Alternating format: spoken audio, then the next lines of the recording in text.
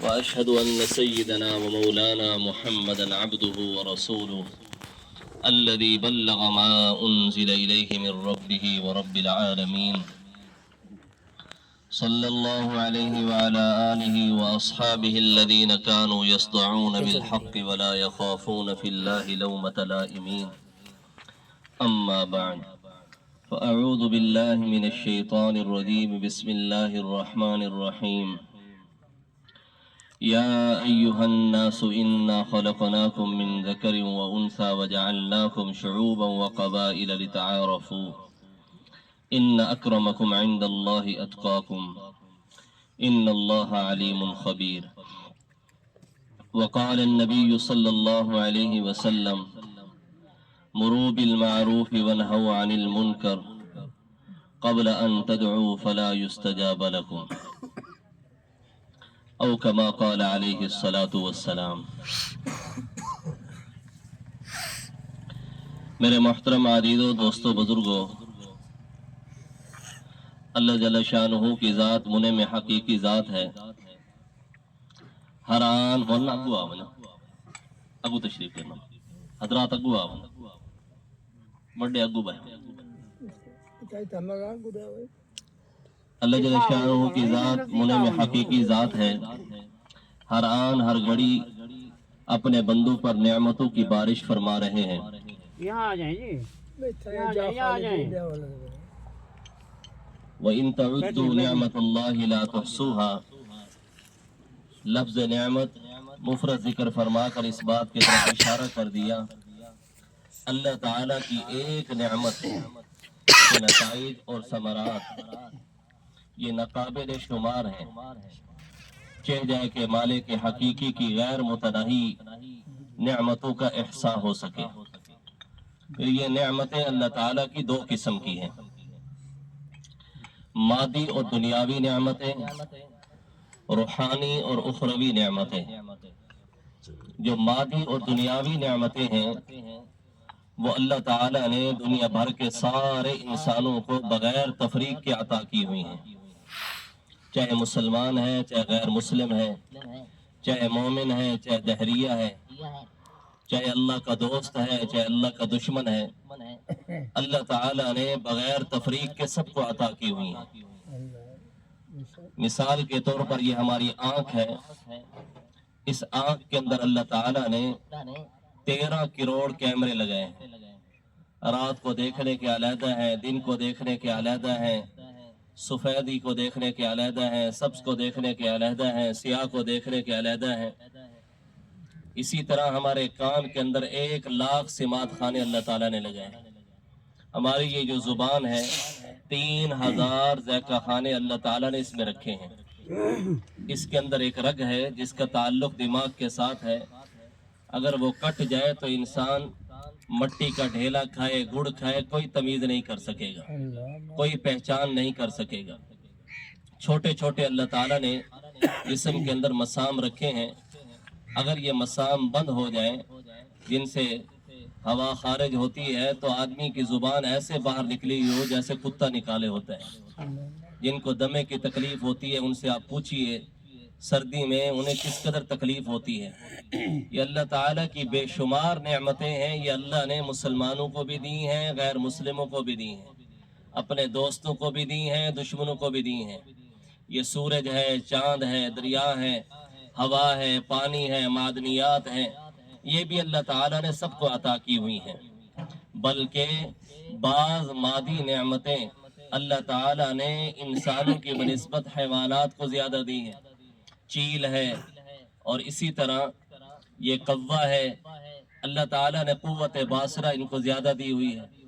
قوت شامہ اللہ نے کتے میں 500 گنا زیادہ رکھی ہے انسان کی بنسبت. تو اللہ تعالیٰ کی یہ مادی نعمتیں جو ہیں یہ اللہ تعالیٰ نے دنیا بھر کے سارے انسانوں کو بغیر تفریق کے دی ہیں. اور ایک ہے روحانی اور اخروی نعمتیں. ان میں سب سے بڑی نعمت وہ ایمان کی نعمت ہے، اسلام کی نعمت ہے، قرآن کی نعمت ہے. تو سب سے بڑی نعمت ایمان کی یہ اللہ تعالیٰ نے اپنے پیاروں کو عطا کی ہوئی ہے. ایمان کی نعمت یہ سب سے بڑیا نعمت ہے. اس لیے انسان اگر ایمان والی زندگی گزارتا ہے نیک زندگی گزارتا ہے، صفات والی زندگی گزارتا ہے، پھر برکتیں آتی ہیں، راحتیں آتی ہیں، امن ملتا ہے، چین ملتا ہے، سکون ملتا ہے۔ کب؟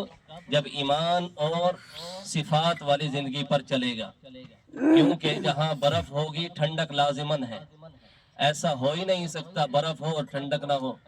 جہاں آگ ہوگی تپش لازمن ہوگی، ہاں یہ ضروری ہے۔ پاک زندگی ہوگی تو برکتیں آئیں گی، سکون ملے گا، چین ملے گا۔ ناپاک زندگی پر اللہ تعالی نقشے تو چین کے ہوں گے لیکن اللہ چین کو سلب کر لیں گے۔ ہاں راحت کے نقشے ہوں گے لیکن راحت نہیں ہوگی، امن کے نقشے ہوں گے لیکن امن نہیں ہوگا۔ کب؟ جب آدمی ناپاک زندگی پر چلے گا۔ حدیث قدسی میں اللہ تعالیٰ فرماتے ہیں، اے میرے بندو، میں نے ظلم کو تم پر حرام قرار دیا، لہذا ایک دوسرے پر ظلم نہ کرو۔ میں نے اپنی ذات پر بھی ظلم کو حرام قرار دیا، تمہارے درمیان بھی۔ اور اے لوگو، تم سب کے سب گمراہ ہو سوائے اس کے جسے میں ہدایت دوں۔ اے میرے بندو، تم سب کے سب ننگے ہو سوائے اس کے کہ جس کو میں لباس پہناؤں، اس لیے مجھ سے ہدایت مانگو، مجھ سے لباس مانگو۔ اے میرے بندو، تم سب کے سب بھوکے ہو سوائے اس کے کہ جس کو میں کھانا عطا کروں، اس لیے مجھ سے کھانا مانگو، میں تمہیں کھانا دوں گا۔ تو پہلا حدیث کا جو لفظ ہے حدیث قدسی کا، اللہ فرما رہے ہیں، اے میرے بندو، میں نے ظلم کو اپنے درمیان بھی حرام قرار دیا، اپنے اوپر، اور تمہارے درمیان بھی حرام قرار دیا۔ ایک دوسرے پر ظلم نہ کرو۔ وَلَا يُظْلَمُونَ فَتِيلًا، ہم ذرے ذرے کا قیامت کے دن حساب کریں گے، اور قیامت کے دن کسی ایک پر ایک ذرے کے برابر بھی ہم ظلم اور زیادتی نہیں کریں گے۔ کھجور ہوتی ہے نا، کھجور، اس کی گٹھلی کا جو درمیان میں حصہ ہوتا ہے شگاف، اس کے اوپر ایک باریک اس کے اندر دھاگا ہوتا ہے، اس کو کہتے ہیں فتیل۔ اور گٹھلی کو زمین میں ڈالو، جہاں سے درخت اگتا ہے اس کو کہتے ہیں نقیر۔ اور پوری گٹھلی کے اوپر جو باریک پتا چڑھا ہوتا ہے سفید رنگ کا، جھلی، اس کو کہتے ہیں قطمیر۔ اصحاب کہف کے کتے کا نام بھی قطمیر تھا، ما یملکون من قطمیر۔ اللہ تعالیٰ فرما رہے ہیں، وَلَا يُظْلَمُونَ فَتِيلًا، ہم قیامت کے دن اتنا بھی کسی پر ظلم نہیں کریں گے۔ ساری دنیا کی طاقتیں کھجور کے اوپر جو جھلی ہے، میری طاقت کے مقابلے میں اتنی بھی طاقت نہیں رکھتے، اللہ فرما رہے ہیں۔ حضور علیہ السلام نے ایک موقع پر عبداللہ بن رواحہ رضی اللہ تعالیٰ عنہ کو خیبر کی طرف بھیجا۔ وہاں پر یہود جو ہے وہ زمین کاشت کرتے تھے، آدھا حصہ مسلمانوں کو دیتے تھے، آدھا خود رکھتے تھے۔ حضور علیہ السلام نے بھیجا کہ جاؤ اپنا حصہ وصول کر کے آؤ۔ جب یہ گئے تو انہوں نے لالچ دینا شروع کر دی، یہود نے۔ تو انہوں نے کہا کہ سنو، میں اس ذات کی طرف سے آیا ہوں جو کائنات میں مجھے سب سے زیادہ محبوب ہے، اور ایسے لوگوں کی طرف آیا ہوں جو کتے اور خنازیر سے بھی بدتر ہیں۔ میں کسی پر کوئی جو ہے نا جی زیادتی نہیں کر سکتا، میں عدل کے ساتھ نظام کو چلاؤں گا، اور جو چیز جیسے ہے ویسا فیصلہ کروں گا۔ اندازہ لگاتے تھے، خرچ کرتے تھے، اندازہ لگاتے تھے کہ کتنی کھجور ہے، کیونکہ تولنا تو مشکل ہو جاتا تھا۔ تو آگے سے وہ یہود خود کہنے لگے، ہاں اسی ہی کی وجہ سے تو زمین و آسمان کا نظام قائم ہے، یعنی عدل ہی کی وجہ سے زمین اور آسمان کا نظام قائم ہے۔ سب سے پہلا جو قتل ہوا ہے دنیا میں، وہ قابیل نے حابیل کو قتل کیا۔ حضرت آدم علیہ السلام کے بیٹے ہیں، اماں حوا کے بطن سے ایک ہی مرتبہ ایک بیٹا اور ایک بیٹی پیدا ہوتی، یعنی 120 بیٹے اور 120 بیٹیاں پیدا ہوئیں۔ اس وقت کی شریعت میں یہ تھا کہ بیٹا بیٹی ایک مرتبہ جو اکٹھے پیدا ہوئے ہیں ان کا آپس میں نکاح حرام تھا۔ ایک پیٹ کا بچہ اور دوسرے پیٹ کی بچی، ان کا آپس میں نکاح ہوتا تھا۔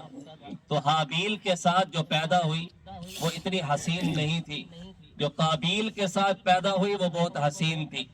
تو قابیل نے کہا کہ میں اسی سے نکاح کروں گا۔ حضرت آدم علیہ السلام نے سمجھایا کہ یہ اللہ کے نزدیک بھی حرام ہے، میرے نزدیک بھی حرام ہے، لیکن وہ سمجھ نہیں پا رہا تھا۔ تو سمجھانے کے لیے کہا کہ قربانی پیش کرو۔ حابیل نے دمبا ذبح کر کے پہاڑ پر رکھا، قابیل نے غلہ اکٹھا کیا، اس کو رکھا۔ उस वक्त जिसकी कुर्बानी अल्लाह के यहाँ कबूल होती, आसमानों से सफेद आग आती थी, उसको जला डालती। तो हाबील ने जो दुम्बा ज़िबा करके रखा, आसमानों से सफेद आग आई, उसको जला के चली गई। काबील ने जो गल्ला रखा तो आग नहीं आई, तो हसद और बढ़ गया, कहने लगा लअक़्तुलन्नक, अब मैं तुझे कत्ल करूंगा। हाबील ने कहा तू मेरी तरफ हाथ बढ़ाता है तो बढ़ा ले, लेकिन मैं तेरी तरफ हाथ नहीं बढ़ाऊंगा। मा अना बिबासिती यदी इलैका लिअक़्तुलक, तू मुझे कत्ल करते तो कर, मैं तेरी तरफ हाथ नहीं उठाऊंगा। तो हजरत हाबील रज़ियल्लाहु ताला अन्हु सोए हुए थे। अब्बा जान हजरत आदम अलैहिस्सलाम हज पर गए हुए थे। इन्होंने छत के ऊपर चढ़ के ऊपर से पत्थर फेंका इनके ऊपर, सर को कुचला, शहीद किया इन्हें। उधर से ये रिवायत तारीखी रिवायत है, सनद के एतबार से कमजोर है। अब्बा जान हजरत आदम अलैहिस्सलाम मक्का मुकरमा में थे, वहाँ आलम की चीजों में तगय्युर देखा, फलों में खटास हो गई, दरख्तों पर कांटे उगाए। तो उन्होंने ये कहा कि लगता है दुनिया में कोई बड़ा हादसा पेश आ गया है। जब वापस आए तो ये खबर मिली, ज़ारो कतार रोए, अल्लाह ताला ने तसल्ली दी, सब्र कीजिए, हम आपको बदल नहीं नेअमुल बदल अता करेंगे। तो अल्लाह ताला ने हजरत शीस अलैहिस्सलाम नेअमुल बदल अता किया हजरत आदम अलैहिस्सलाम को। उनकी जिंदगी में 1000 औलाद उनकी हो चुकी थी। फिर अल्लाह ताला ने काबील को क्या सजा दी, उसका चेहरा सूरजमुखी की तरह हो गया। जैसे सूरजमुखी सूरज जिस तरफ जाता है वैसे घूमती चली जाती है, ऐसे ही चेहरा घूमता था, बिल्कुल चेहरा मसक हो गया, सियाह हो गया, दोनों बाजू रानों के साथ चिमट गए। जितनी औलाद पैदा हुई कमीनी औलाद पैदा हुई, उन्हीं की नस्ल से ये कमीनी औलाद पैदा हुई, बदकारी उन्हीं की औलाद से शुरू हुई है। इसलिए कुरान करीम के अंदर अल खबीसात लिल खबीसीन वल खबीसून लिल खबीसात वत्तय्यिबात लित तय्यिबीन वत्तय्यिबून लित तय्यिबात, इसकी तफसीर में मुफस्सिरीन ने लिखा है बाप नेक है औलाद भी नेक होगी, अगर बाप कमीना है तो औलाद भी कमीनी पैदा होगी। तो जुल्म का अंजाम अच्छा नहीं है। हजरत यहया बिन ज़करिया अलैहिस्सलाम, इनके ज़माने का जो बादशाह था उसने महरम से शादी कर रखी थी। इन्होंने जा कर के समझाया, उनके दरबार में जा कर के खुतबा इरशाद फरमाया। वो आगे से कहने लगा, वो बादशाह जाओ जाओ अल्लाह अल्लाह करो। उन्होंने कहा कि अल्लाह रसूल की बात का पहुंचाना ये सबसे बड़ा अल्लाह अल्लाह करना है। अल्लाह रसूल की बात का पहुंचाना ये सबसे बड़ा अल्लाह अल्लाह करना है। उसको इस पर गुस्सा आ गया। नमाज पढ़ रहे थे मगरिब की, तो उसके अंदर उन्हें शहीद किया गया, उनके सर को अलग किया गया। तो एक बड़े तश्त के अंदर उनके सर को लाया गया। उनकी बीवी और वो दोनों वहीं बैठे थे, तो जमीन में धंस गए। जितने हाशिया नशीन थे, उनके वजीर थे, वो सारे के सारे जमीन में धंसा दिए गए।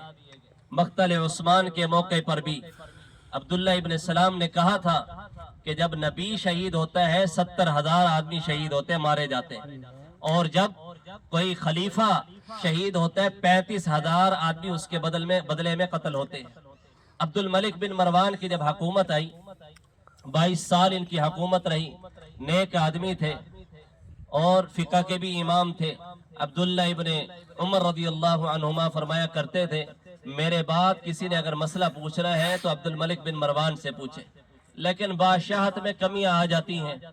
तो इनके बेटे थे वलीद बिन अब्दुल मलिक, ये एक मर्तबा गए शाम के अंदर, वहां पर मुसलमान इकट्ठे हुए। उन्होंने कहा कि ये हजरत उमर बिन खत्ताब के ज़माने में ये इलाका फतह हुआ था, तो इन्होंने उस वक्त झंडे गाड़ दिए थे, शिकस्त तस्लीम कर ली थी, आधा हिस्सा इनको मिला, आधा हमें मिल गया था। अब ये हम यहाँ इबादत करते हैं, ये 7 इनके घंटियां बजती हैं, हमारी इबादत में बड़ा खलल आता है। अगर आप इनको इसके बदले में और जगह दे दें तो हमें सहूलत हो जाएगी। तो वलीद बिन अब्दुल मलिक ने उनसे बात करके उनको दूर एक बड़ी जगह दे दी। उन्होंने कहा कि इस जगह की खुदाई करो, बड़ी मस्जिद बनाते हैं जामे उमवी, जिसके मशरकी मनारे पर हजरत ईसा अलैहिस्सलाम नुज़ूल फरमाएंगे। यहीं जामे उमवी के इमाम भी सन 75 में यहाँ आए। हमारे वालिद साहब रहमतुल्लाह अलैह ने हमें ये बात सुनाई कि मुल्तान ही में उनकी तश्कील थी, अरब थे, میری ان سے ملاقات ہوئی. میں وہ بات آپ کو سناتا ہوں. تو انہوں نے پھر اس مسجد کی بنیادیں کھدوائی, بڑی مسجد بنائی. اس وقت 20,000 آدمی اس میں نماز پڑھ سکے. جب کھدائی کی تو اس کے اندر سے صندوق نکلا, اس پر لکھا ہوا تھا یحییٰ بن زکریا علیہ السلام کا سر مبارک. ولید بن عبد الملک نے کہا سارے کے سارے وضو کرو, آج نبی کا جنازہ پڑھیں گے. نبی کے جنازے کے لیے وضو کر کے ہر ایک آتا ہے, سلام پڑھ کے علیحدہ علیحدہ جاتا ہے, یہ نبی کا جنازہ ہوتا ہے. پھر اس کے بعد انہوں نے بسم اللہ پڑھ کے اس صندوق کو کھولا.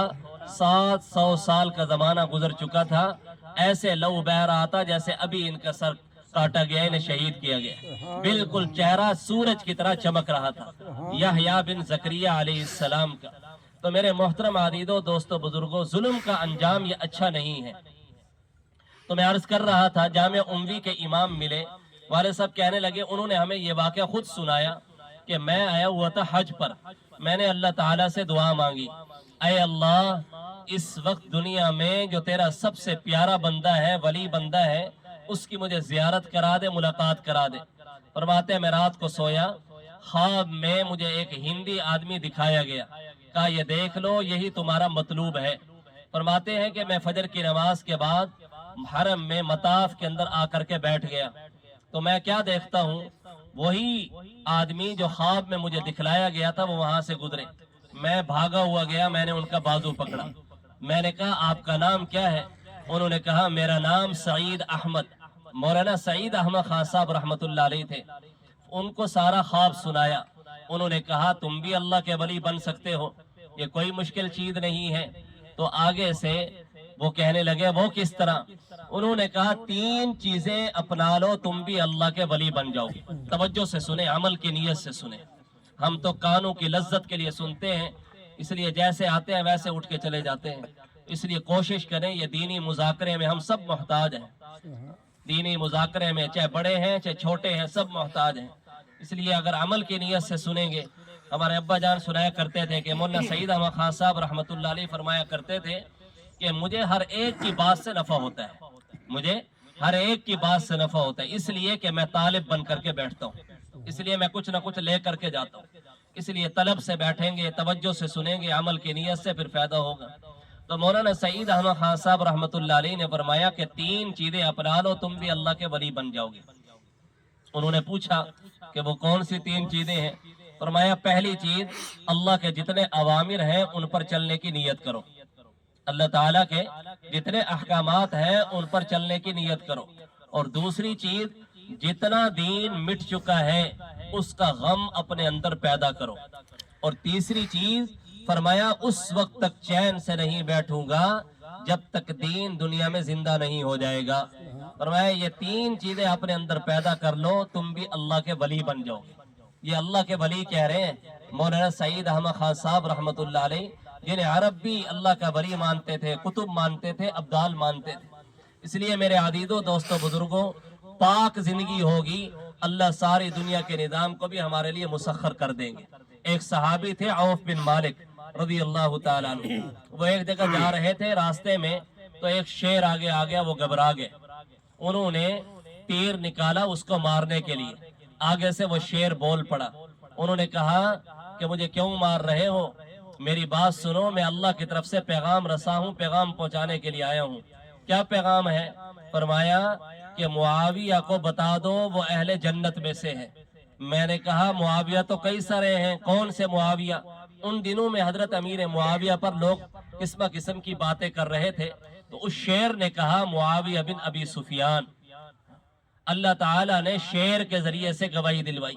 ابراہیم تیمی بہت بڑے بزرگ گزرے ہیں, وہ جا رہے تھے راستے میں, تو اس زمانے میں کنویں بنے ہوتے تھے راستوں کے کناروں پر, تو وہ کنویں میں گر گئے. جیسے نیچے گرے تو پریشان, کوئی راستہ نہیں ہے باہر نکلنے کا. تو اللہ تعالیٰ کے سامنے آہوزاری کی, اے اللہ مہربانی فرما, کوئی سبیل نکال, کوئی راستہ میں باہر نکل سکوں. ایک سانپ آیا, اوپر سے نیچے گرا, اس نے کنڈل مارا, ابراہیم تیمی کو باہر لے کر کے آیا اور باہر آ کے اپنا کنڈل کھول دیا. جب اللہ کا بندہ پیارا بنتا ہے, پاک زندگی کو اپناتا ہے, پھر اللہ تعالیٰ دنیا کے سارے نظام کو اس کے لیے مسخر کر دیتے ہیں. اس لیے انسان اللہ کے ہاں جو قیمتی بنتا ہے وہ ایمان سے اور ایمانی صفات سے اللہ کے ہاں قیمتی بنتا ہے۔ ایک موقع پر حضور علیہ السلام تشریف فرما تھے، بڑے بڑے سردار بیٹھے ہوئے تھے، وہ آپس میں بیٹھ کر اپنے بڑوں پر فخر کر رہے تھے، ہمارا بڑا ایسا، ہمارا بڑا ایسا۔ حضور علیہ السلام نے سنا تو آپ نے فرمایا لَيَنْتَهِيَنَّ أَقْوَامٌ يَفْتَخِرُونَ بِآبَائِهِمْ، کہ جو اپنے بڑوں پر فخر کر رہے ہیں وہ اپنی اس حرکت سے باز آ جائیں۔ الَّذِينَ مَاتُوا فَهُمْ فَهْمٌ، وہ تو جہنم کا کوئلہ بن چکے ہیں۔ پھر آپ علیہ السلام نے فرمایا کہ جو اپنے بڑوں پر فخر کرتا ہے اس کی مثال ایسے ہے جیسے کیڑا اپنے ناک سے گوبر کو دھکیلے۔ پھر فرمایا اما مؤمن تقی او فاجر شقی، دو ہی جماعتیں ہیں، یہ فرما برداروں کی جماعت ہے یا نافرمانوں کی جماعت، فرما برداروں کی جماعت یا نافرمانوں کی جماعت۔ فرمایا تم سارے کے سارے آدم کی اولاد ہو، کلکم من بنی آدم و آدم من تراب، اور آدم علیہ السلام یہ مٹی سے پیدا کیے گئے ہیں، اس لیے تم سارے کے سارے اپنی اصل کے اعتبار سے، اپنی ساخت کے اعتبار سے سب کے سب برابر ہیں۔ مثال دیتے ہوئے فرمایا کہ دو پیالے ہیں، دونوں شیشم کے ہیں، اس میں بھی 5 کلو گندم آتی ہے، اس میں بھی 5 کلو گندم آتی ہے۔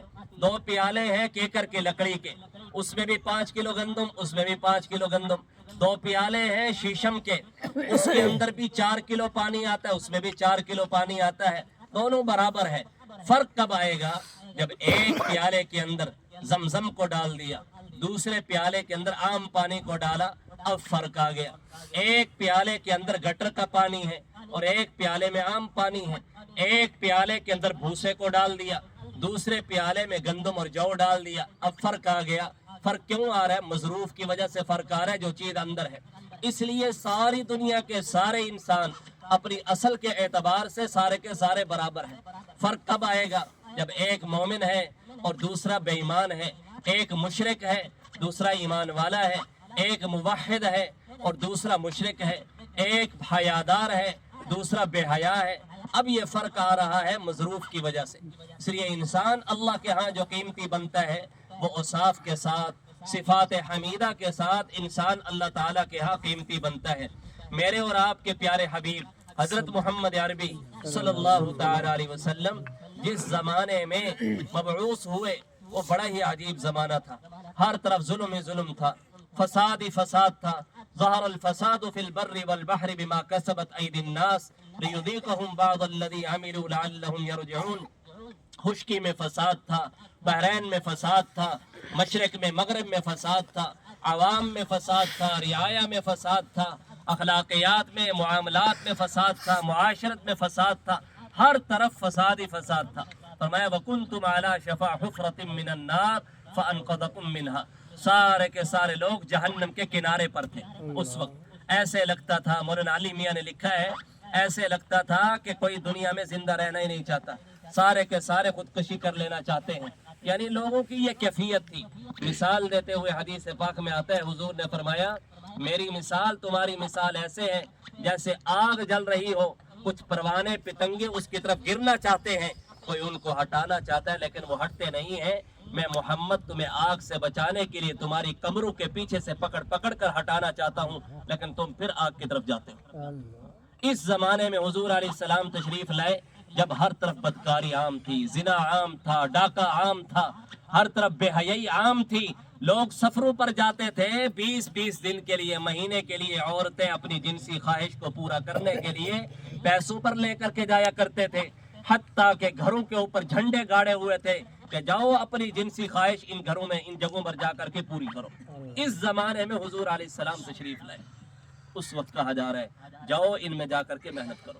یہ تو ایسے ہے جیسے کسی کو بتلا دیا جائے یہ کچے کے ڈاکو ہیں، جاؤ ان میں جا کے محنت کرو، ساری برائیاں ان میں ہیں، کس قدر مشکل کام ہے۔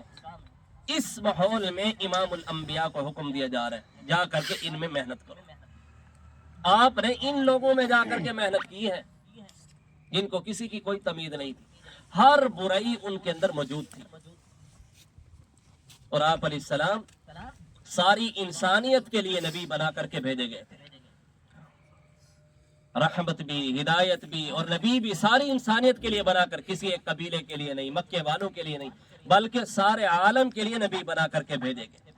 फिर आपने सबसे पहले जो दावत पेश की वो अम्मा जान हजरत खदीजतुल कुबरा रज़ी अल्लाह ताला अन्हा के पास तशरीफ ले गए।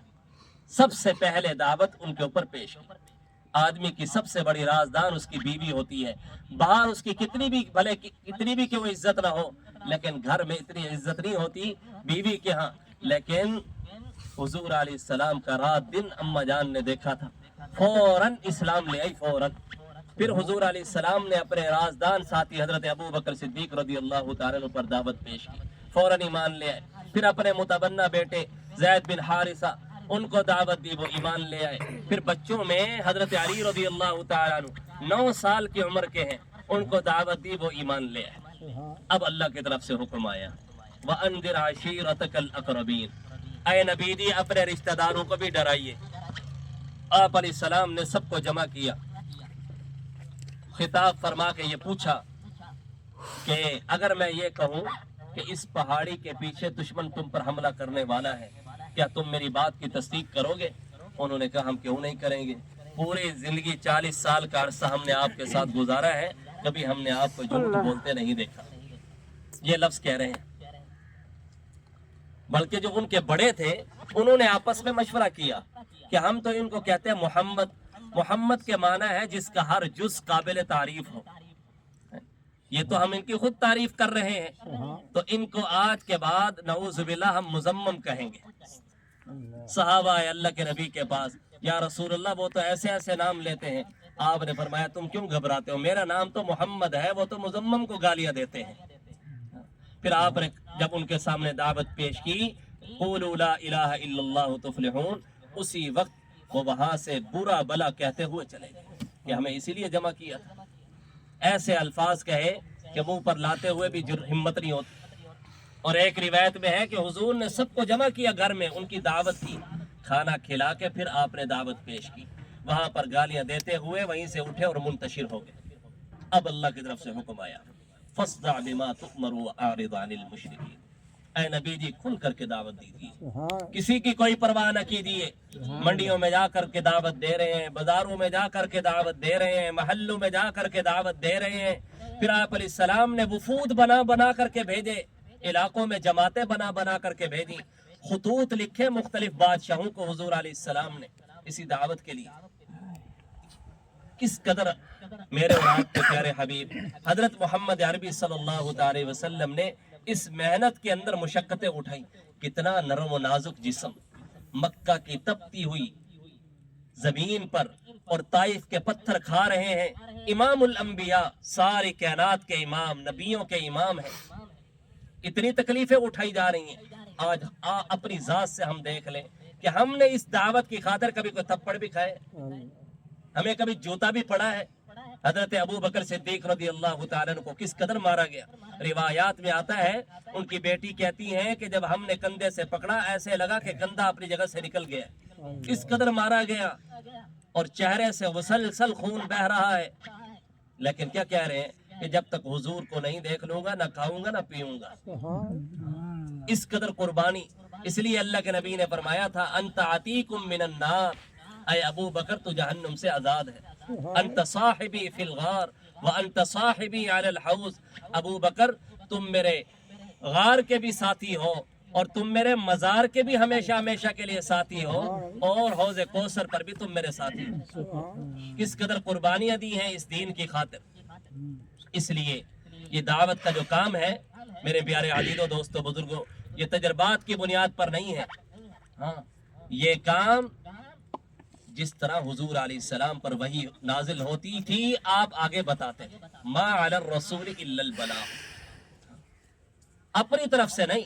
इसलिए काफिर कहते थे, वइदा तुतला अलैहिम आयातुना बय्यिनातिन क़ाल अल्लज़ीना ला यरजूना लिक़ाअ नअति बिक़ुरआनिन ग़ैरि हाज़ा औ बद्दिल कुल मा यकूनु ली अन उबद्दिलहु मिन तिलक़ाइ नफ्सी, कोई तब्दीली कर दीजिए, इसकी जगह कोई और लाइए।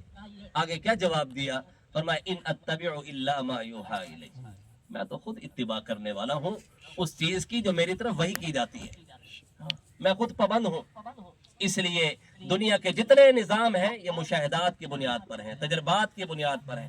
دعوت کا کام یہ تجربات کی بنیاد پر نہیں ہے، یہ وحی الہی ہے، وحی الہی جو اللہ کے نبی پر اترتا تھا، آپ آگے اس کو پہنچاتے تھے۔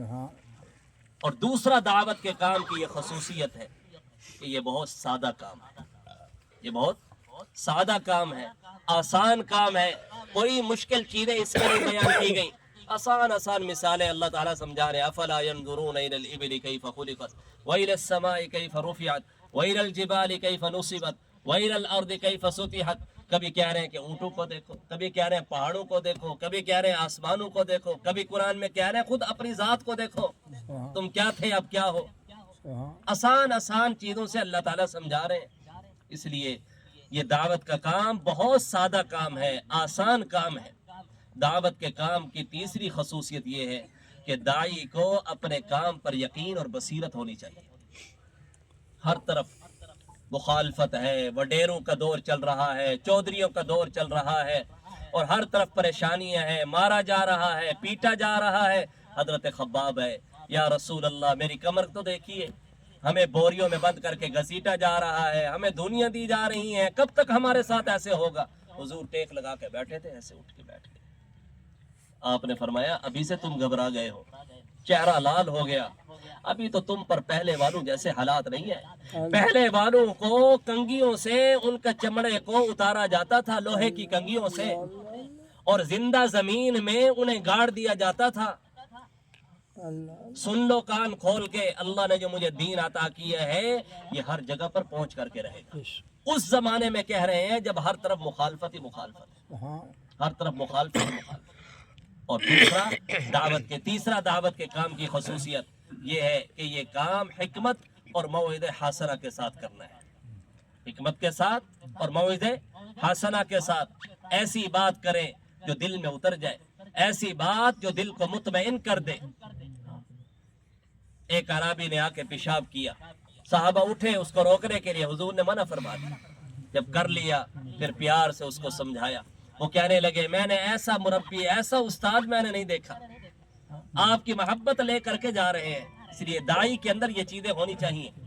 ایک شخص ہے کہ مجھے زنا کی اجازت دو، صحابہ کرام غصے میں آ گئے کہ ایسے ابھی اٹھیں گے اور اس کو ماریں گے۔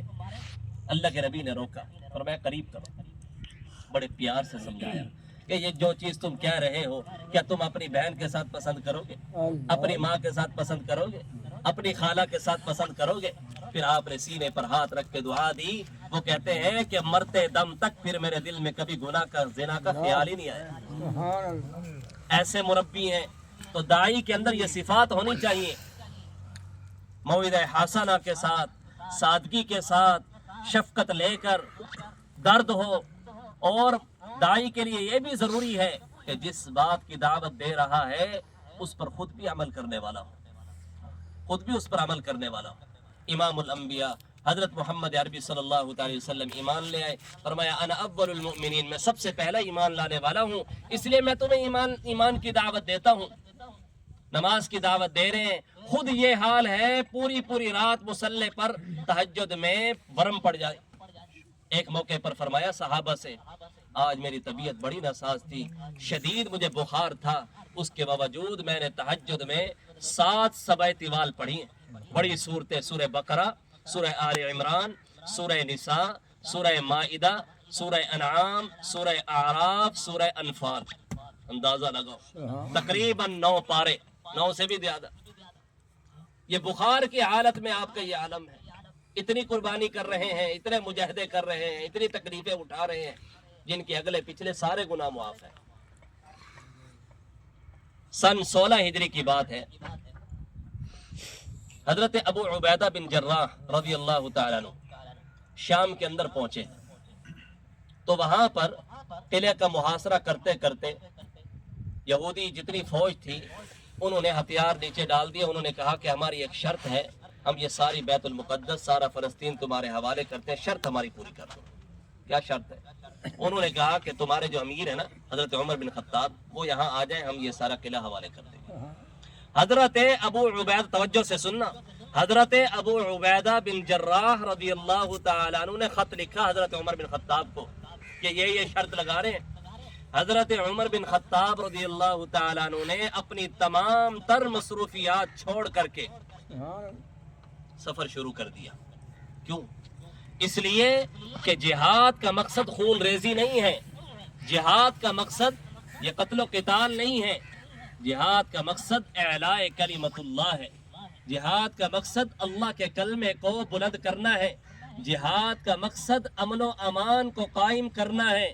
جب حضرت عمر بن خطاب نے یہ سوچا کہ جب بغیر لڑائی کے، بغیر خون ریزی کے ہمیں سب کچھ حوالے کر رہے ہیں تو ہمیں کیا ضرورت ہے لڑائی کرنے کی، وہاں سے سفر شروع کیا. لکھا ہے روایات میں، جب قریب پہنچے، کپڑے پھٹے ہوئے، اپنا جوتا کندھے پہ رکھا ہوا، حضرت ابو عبیدہ بن جراح قریب آئے. اے امیر المؤمنین، آپ کپڑے تبدیل کر لیں، یہ بڑے بڑے لوگ ہیں، یہ آپ کو حقارت کی نظر سے دیکھیں گے. سنو امیر المؤمنین نے کیا جواب دیا. سبحان اللہ. فرمایا حضرت عمر بن خطاب نے، اے ابو عبیدہ، تیرے علاوہ کوئی اور یہ بات کرتا تو مجھے شاید اتنا دکھ نہ ہوتا. آپ نے اس قدر یہ بات کی ہے، آپ تو وہ شخص ہیں جن کو اللہ کے نبی صلی اللہ تعالی علیہ وسلم نے اتنا مبارک لقب عطا کیا ہے. آپ نے فرمایا ہر امت کا ایک امین ہوتا ہے، میری امت کا امین ابو عبیدہ بن جراح ہے. لکل امت امین و امین هذه الامت ابو عبیدہ بن الجراح. آگے فرمایا اگر تیرے علاوہ کوئی اور ہوتا تو میں ایسی عبرت ناک اس کو سزا دیتا کہ امت محمدیہ میں قیامت تک کے لیے سب کو عبرت ہوتی. پھر آگے کیا فرمایا سنو. فرمایا اے ابو عبیدہ، انا کننا اذل قوم، ہم تو ذلیل قوم تھے. کون کہہ رہے ہیں؟ بولیے تو صحیح. یہ وہ کہہ رہے ہیں جن کے بارے میں یہ کہا گیا کہ اگر نبی ہوتے تو حضور کے بعد عمر بن خطاب ہوتے. فرما رہے اے ابو عبیدہ، انا کننا اذل قوم، ہم تو ذلیل قوم تھے. فاعزنا اللہ بالاسلام، اسلام کی وجہ سے اللہ تعالیٰ نے ہمیں عزت عطا کی ہے.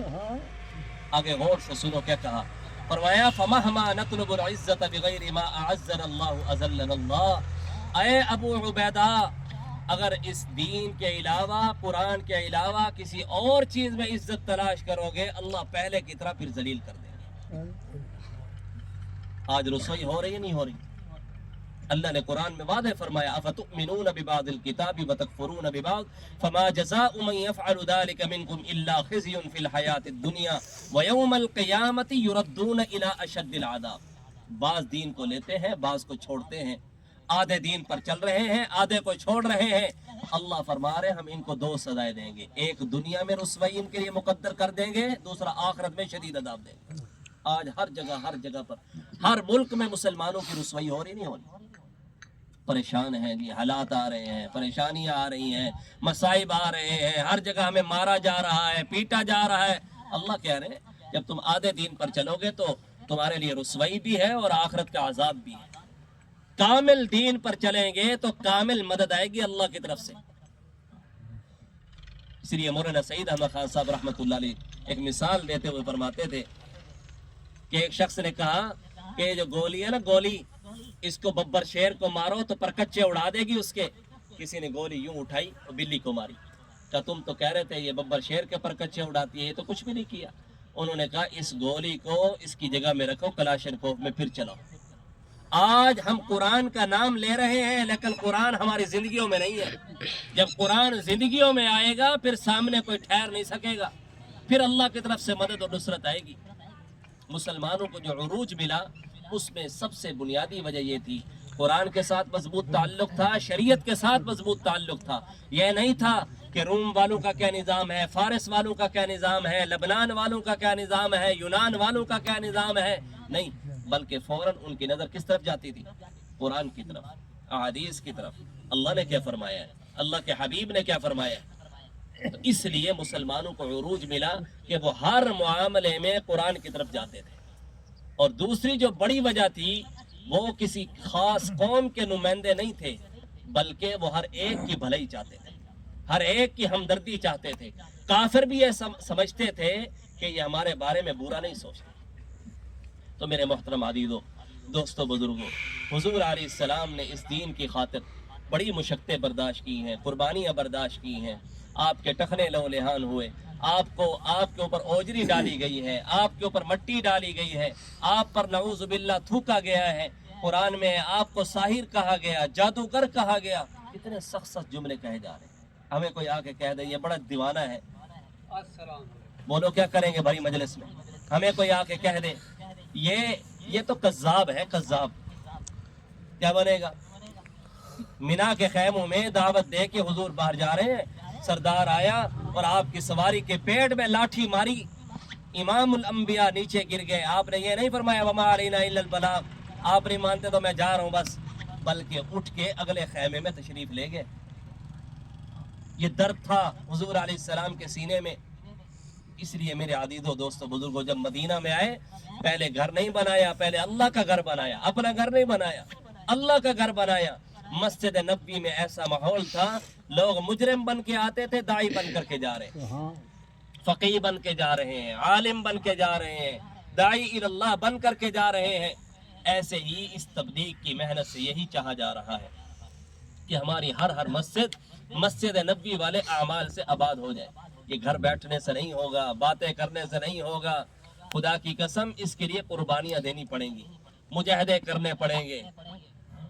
जब तक कुर्बानी नहीं देंगे, मुजाहिदे नहीं करेंगे, वही मुजाहिदे वही कुर्बानियां जो सीरत की लाइन की कुर्बानियां हैं, वरना क्या होगा? आज हम तो दीन पर जिंदगी गुजार के चले जाएंगे, फिर इस बेहयाई के सैलाब से, बेदीनी के सैलाब से हमारी औलादों को कोई नहीं बचा सकेगा। ऐसे ऐसे फितने उठे हुए। चंद दिन पहले एक मदरसे में मुफ्ती नदीम साहब सामने बैठे, इनके पास बलोचिस्तान के आलिम है, उन्होंने कहा कि हमारे बलोचिस्तान में इर्तिदाद बहुत फैल रहा है। तो क्या वजह है? बच्चों को हमने शहरों में भेजा, यूनिवर्सिटियों में, कॉलेजों में पढ़ने के लिए, अब वो आए हैं वापस नमाज पर एतराज करते हैं, कुरान पर एतराज कर रहे हैं। जब ये मेहनत छूटेगी फिर हमारे घरों के अंदर बेदीनी गालिब आ जाएगी। दुनिया की मेहनत होगी तो फिर दुनिया फैलेगी, दीन की मेहनत होगी, दीन गालिब आएगा। जब दुनिया की मेहनत होती है तो दीनदार भी दुनिया की तरफ आते हैं, जब दीन की मेहनत होती है फिर दुनियादार दीन की तरफ आएंगे। तो इसलिए मेरे अज़ीज़ों दोस्तों बुजुर्गों, इस दर्द और फिक्र के साथ उठना कि ये हुजूर वाला काम हमारा काम है।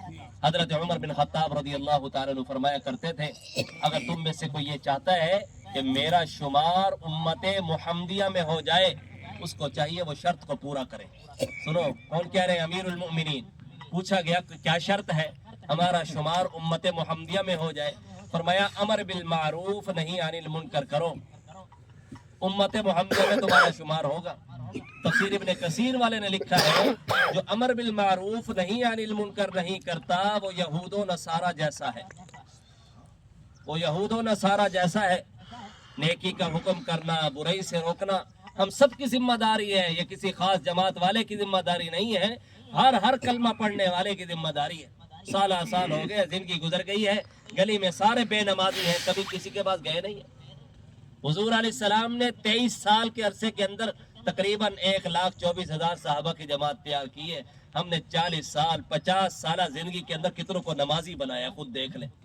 हमारी अपनी गली में कितने बेनमाजी हैं, कितनों को मस्जिद के साथ जोड़ा है। जब तक ये मसाजिद आबाद है दुनिया का निजाम कायम है। जब ये मसाजिद गैर आबाद हो जाएंगी सब कुछ लपेट दिया जाएगा। अल्लाह ने कुरान में कहा क़यामल लिन्नास, हाँ, जब तक बैतुल्लाह कायम तो ये दुनिया का निजाम कायम, बैतुल्लाह खत्म दुनिया के निजाम को लपेट दिया जाएगा। क्योंकि सबसे ज्यादा अल्लाह की रहमत उतर रही है अर्श इलाही पर, अर्श इलाही से बैतुल मामूर पर, बैतुल मामूर से बैतुल्लाह पर, फिर बैतुल्लाह से सारी दुनिया की मसाजिद में वो नूर आ रहा है, सारी दुनिया की मसाजिद। शाह वलीउल्लाह मुहद्दिस देलवी रहमतुल्लाह अलैह फरमाते हैं, जब मैं हज पर गया तो मैंने अपनी इन आंखों से बैतुल्लाह की दीवारें नूर की बनी हुई देखी। लेकिन हमारे गुनाह इतने हैं, दिल स्याह हो चुका है, इसलिए गफलत के साथ जाते हैं, गफलत के साथ वापस आते हैं। गफलत के साथ जाएंगे, गफलत के साथ वापस आएंगे। जिस तरह के जज्बात लेके जाते हैं वही जज्बात लेके वापस आ जाते हैं।